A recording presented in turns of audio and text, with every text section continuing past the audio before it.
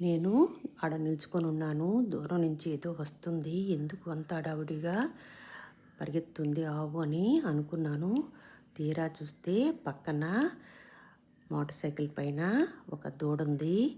ఆ ఓనరు ఆ దూడని ఎక్కించుకొని వస్తున్నాడు. అది అప్పుడే ఈనినట్టుంది. అందుకనేసి అది నడవలేదు. అందుకని టూ వీలర్లో ఎక్కించుకొని వస్తున్నాడు. కానీ ఆవు ఆ దూడ వెనకీడుతో ఎక్కడ తీసుకొని వెళ్ళిపోతాడో అని భయంతో వెనకీడుతో ఆనుకునే వస్తుంది.